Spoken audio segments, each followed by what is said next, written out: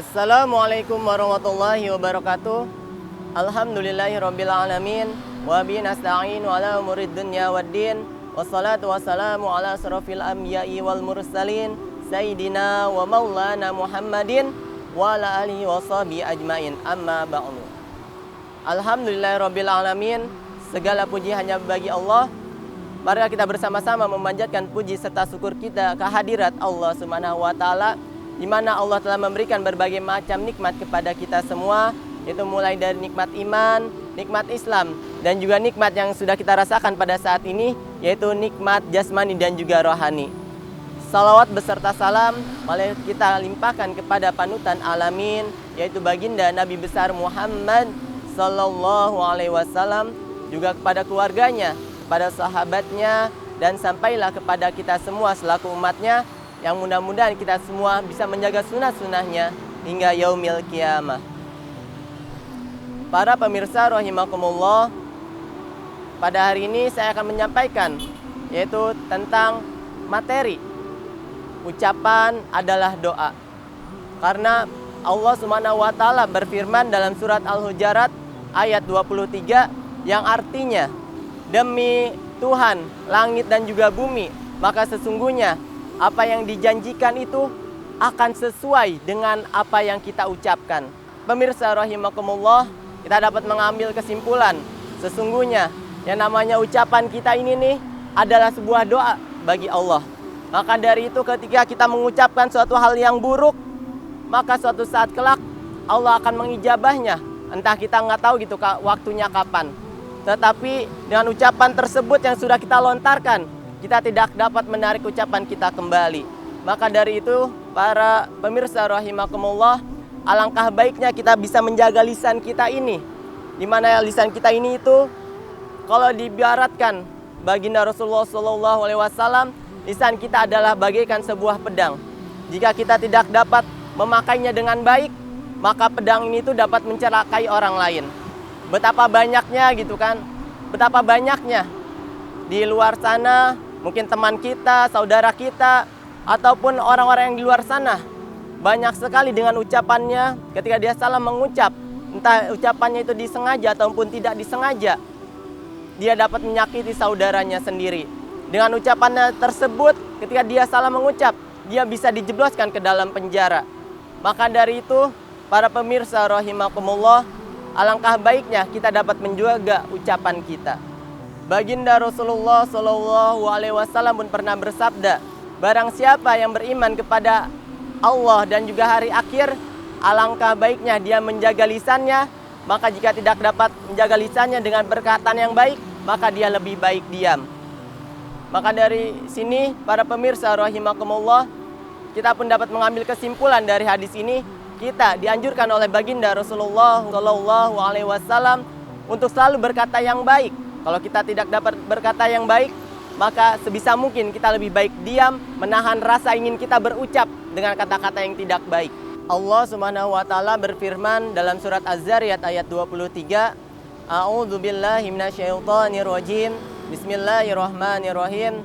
Wa rabbis samai wal ardh innahu lahaqqum mislu ma annakum tantikun. Demi Tuhan langit dan juga bumi, sesungguhnya apa yang telah dijanjikan kepada kamu pasti akan terjadi sesuai apa yang kamu ucapkan. Dalam ayat ini dapat kita simpulkan bahwasannya Allah Subhanahu wa taala telah memberitahu kita tentang ucapan kita, di mana ucapan kita ini itu mempunyai kuasa atau yang namanya mempunyai energi yang kuat untuk kehidupan kita. Maka dari itu, di mana yang namanya kita mempunyai rasa kesal, rasa marah, yang namanya rasa benci kepada orang lain, maka sebisa mungkin kita tahan rasa emosi kita tahan lidah kita tahan omongan yang kurang baik terhadap dia gitu. Kalau misalkan kita memang sudah tidak dapat mengucapkan hal-hal yang baik, maka dianjurkan yang tadi kita bacakan, yaitu baginda Rasulullah SAW bersabda, lebih baik kita diam jika tidak dapat mengatakan hal yang baik. Cerita ya, ini adalah cerita saya ya. Saya adalah seorang ayah di rumah. Ketika saya pulang kerja, di mana yang namanya kerjaan banyak, kerjaan menumpuk, dan ketika saya sampai di rumah, Saya melihat peliharaan saya, yang namanya itu peliharaan kesukaan saya, peliharaan kecintaan saya. Tetapi anak saya, tiba-tiba akuarium itu diacak-acak. Akuarium itu airnya diisi makanan ikan dengan begitu banyak. Maka yang namanya sudah rasa kesal ini di mulut, sudah ingin terucap kata-kata yang tidak baik. Tetapi saya ingat di mana baginda Rasulullah SAW bersabda, kita lebih baik menahan rasa emosi kita, menahan rasa amarah kita, sampai akhirnya kita merasa tenang dalam melihat hal tersebut. Kalau kita misalkan masih belum tenang, maka Rasulullah SAW pernah mengajarkan kepada kita, kita bermarah dalam keadaan berdiri, maka alangkah baiknya kita duduk. Ketika masih duduk juga kita masih merasakan marah, maka alangkah baiknya kita berbaring, tiduran.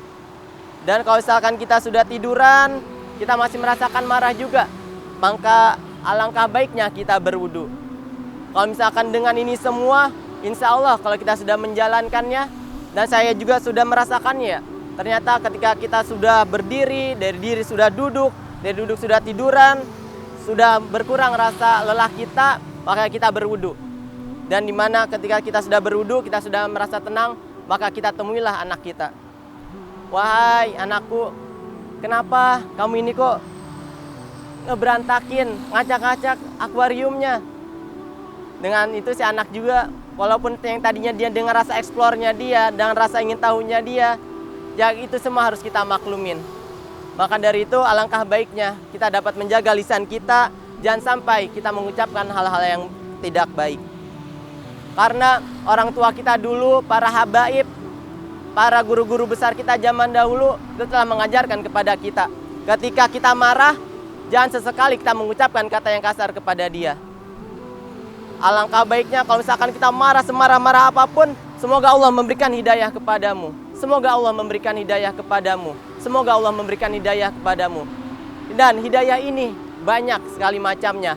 Misalkan di dalam kata lanjutannya, semoga kamu mendapatkan hidayah kelak di suatu sudah dewasa nanti, kamu menjadi seorang pejabat. Ketika kamu sudah dewasa nanti, kamu bisa menjadi direktur. Ketika kamu sudah dewasa nanti, kamu bisa menjadi orang yang kaya, yang bermanfaat hartanya untuk bagi orang banyak. Maka dari situ, sudah diajarkan, kita memang harus berkata yang baik, walaupun kita dalam keadaan emosi sekalipun. Para pemirsa rahimakumullah, di sini dengan tema ucapan adalah doa, mari kita bersama-sama mengambil pelajaran untuk kita semua, di mana kita sebagai seorang manusia, kita harus bisa menjaga lisan kita, karena di mana lisan kita ini mempunyai kekuatan yang sangat dahsyat di hadapan Allah Subhanahu wa taala. Maka dari itu kita harus senantiasa menjaganya dengan perkataan-perkataan yang baik. Sebisa mungkin kita rangkai ucapan-ucapan itu untuk mengembirakan orang lain. Kita rangkai ucapan-ucapan itu untuk yang namanya kita rangkai menjadikan doa yang insya Allah nantinya akan dijabah oleh Allah Subhanahu wa taala. Para pemirsa rahimakumullah, cukup sekian yang dapat saya sampaikan. Mudah-mudahan apa yang saya sampaikan ini bermanfaat dan juga dapat diambil hikmahnya dalam kehidupan kita sehari-hari. Wabillahi taufiq wal hidayah. Wassalamualaikum warahmatullahi wabarakatuh.